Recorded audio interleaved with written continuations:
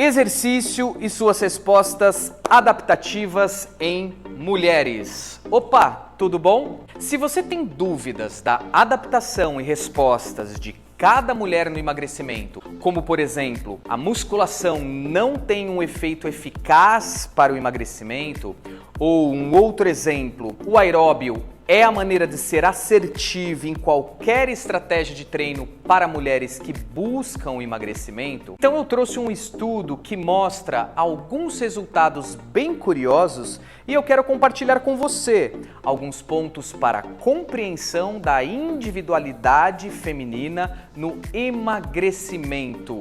Eu sou o Cristiano, professor doutor pela Unicamp, e no vídeo de hoje nós vamos compreender o emagrecimento e a individualidade feminina. O emagrecimento é diferente para cada mulher. Cada mulher apresenta suas respostas fisiológicas e comportamentais adaptativas. Compreendendo a individualidade feminina, é possível formular uma estratégia que traga um resultado eficaz para o emagrecimento. Eu não venho trazer uma estratégia abrangente, como por exemplo, esse é o método mais eficaz para o emagrecimento, ou ainda, usa essa estratégia que você vai emagrecer todas as suas alunas. Todas vão se adaptar de forma fácil e rápido. Porque quando entendemos que cada mulher traz uma resposta diferente para cada estratégia de treino, conseguimos ser mais assertivos na prescrição e trazer um resultado eficaz. Histórico, por exemplo, da cliente, nem sempre a atividade circuitada é a mais vantajosa.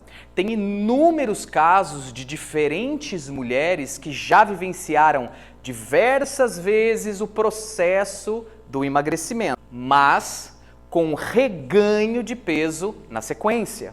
Para essas mulheres é fundamental uma estratégia adequada, que ela consiga cumprir e que tenha resultados que são sólidos. E pode ter certeza, se você conseguir emagrecer essa mulher que tem mais dificuldade no processo, você vai ser um profissional de sucesso.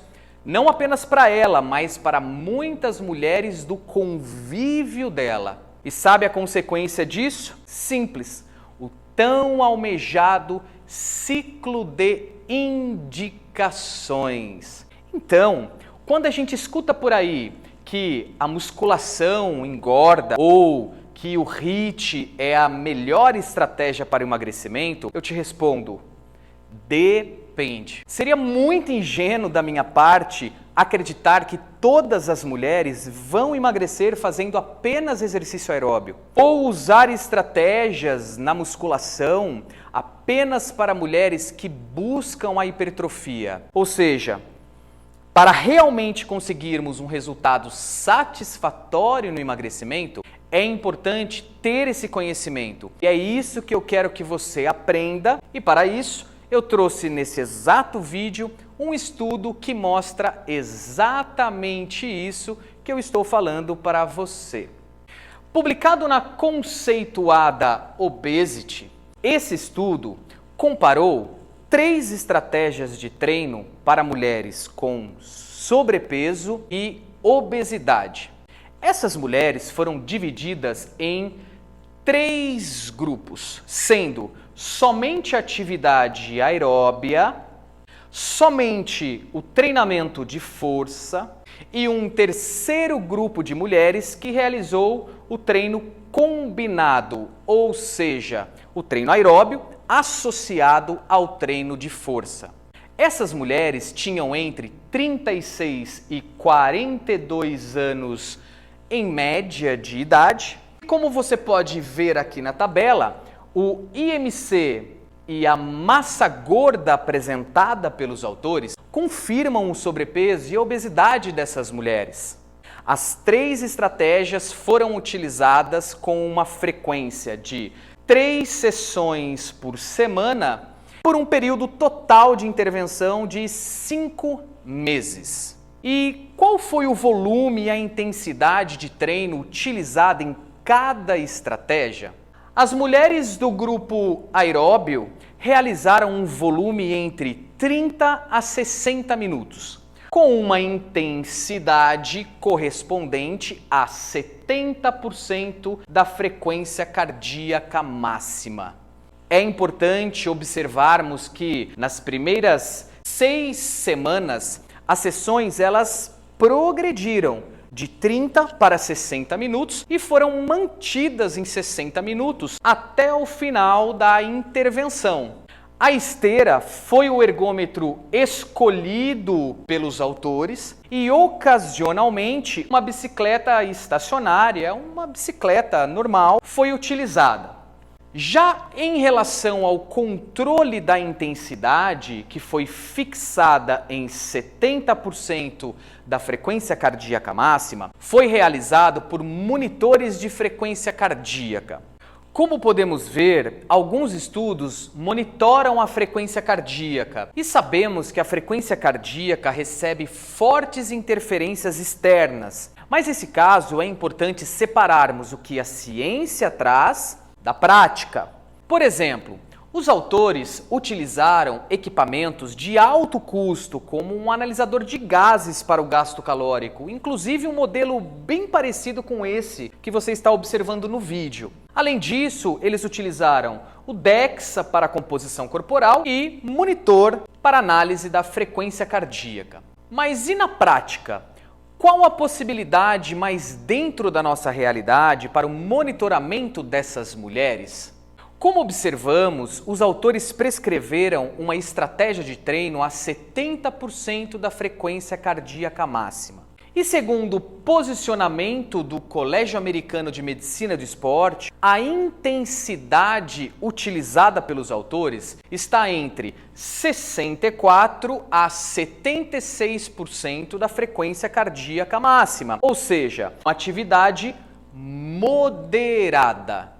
E pelo próprio posicionamento, veja que interessante, há uma possibilidade da utilização da escala de percepção subjetiva de esforço. E para mulheres em específico, essa escala, traduzida e adaptada para a língua portuguesa na cultura brasileira, apresenta 3 critérios importantes: validade, fidedignidade e sensibilidade para ser aplicada em mulheres jovens e também mulheres idosas. Claro que existem outras possibilidades, como equações para estimar a frequência cardíaca ou até mesmo testes de campo que são indiretos para que você faça essa determinação. Mas, independente da sua escolha pelos testes ou pelas equações, as escalas perceptivas são muito interessantes, uma vez que a carga externa de treino nem sempre corresponde à carga interna de treino. Com relação aos resultados do estudo, interessantemente, os autores apresentam as respostas individuais na composição corporal, ou seja, a responsividade de cada uma das mulheres estudadas. E podemos observar de forma individual que essa mulher aqui, por exemplo, teve uma redução de quase 8 quilos de massa gorda e um aumento de quase 8 quilos de massa livre de gordura. Obviamente, sem mudança no peso corporal, ou seja, é o que nós conhecemos como recomposição corporal. De fato, não é um achado muito frequente esse aumento de massa magra, mas outras evidências sinalizam essa possibilidade. Claro que em magnitudes menores. E geralmente esses resultados são observados em idosos e iniciantes ao programa de exercício. Obviamente, se eu tenho uma mulher mais avançada em um programa de treino, é esperado que esse exercício não seja eficaz para esse objetivo. E veja que interessante, essa outra voluntária do mesmo estudo, que realizou o mesmo protocolo, ela praticamente não teve reduções na massa gorda induzida por essa estratégia.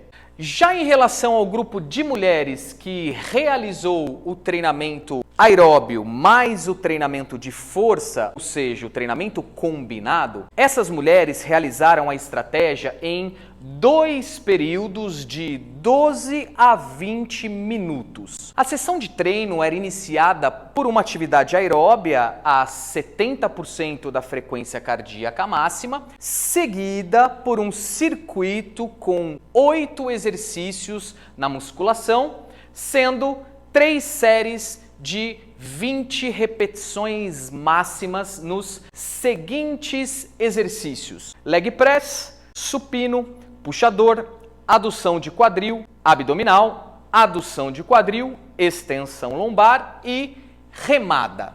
Como resultado, nós podemos observar que essa voluntária aqui, por exemplo, teve uma redução de 10 quilos de massa gorda, avaliada por DEXA, e teve um aumento de aproximadamente 4 quilos de massa livre de gordura. E se nós observarmos essa outra voluntária que realizou o mesmo protocolo, ela não teve um resultado eficaz com o treinamento combinado, mostrando mais uma vez a individualidade feminina. Já em relação ao terceiro grupo de mulheres que realizou o treinamento de força, os autores ofereceram de 7 a 10 dias de um período de adaptação e, posteriormente, eles realizaram um teste de contração voluntária máxima. E todos os exercícios foram ajustados para que essas mulheres realizassem 20 repetições máximas. A sessão ela foi composta por 10 minutos de aquecimento, então antes dessas mulheres irem efetivamente para a prática da musculação, elas realizavam uma atividade cardio de 10 minutos e realizavam 3 séries de 20 repetições máximas em 10 exercícios, também de forma circuitada: supino, extensão de joelho, abdominal, desenvolvimento, leg press, extensão lombar, remada, adução de quadril, pullover e flexão de cotovelo. Vamos aos resultados. De forma também individual, os autores trazem os resultados dessas mulheres. Uma das voluntárias teve uma redução de pouco mais de 6 quilos de massa gorda, com um ganho de 2 quilos de massa livre de gordura. Já essa outra voluntária, basicamente, ela não teve redução de massa gorda e até ganhou 2 quilos. Ou seja, responsividade é algo individual. Curiosamente, se nós pegarmos esses mesmos resultados e analisarmos dentro da média do grupo, ou seja, todas as mulheres que praticaram um aeróbio, comparadas com todas as mulheres que realizaram a musculação, comparadas com todas as mulheres que realizaram a atividade combinada, a estatística do estudo revelou que não houve diferença significativa na redução de gordura entre os 3 grupos. Com relação ao peso corporal, os autores mostram que cerca de 50% das mulheres perderam peso em cada grupo. E apesar de não haver uma alteração de peso na média, as análises individuais indicam que aproximadamente 29% das mulheres reduziram os seus pesos.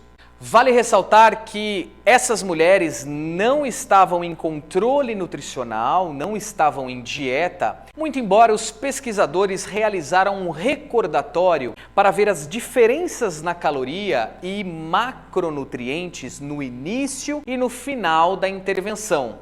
Assim como todos os estudos, esse também não está livre das suas limitações. Embora os autores tenham projetado o estudo para respeitar o mesmo tempo de treinamento entre os protocolos, 60 minutos, e prescrever o mesmo gasto energético, a intensidade metabólica não foi idêntica nos 3 protocolos. De fato, a intensidade metabólica foi significativamente menor no treinamento de força do que o treinamento aeróbio e o treinamento combinado.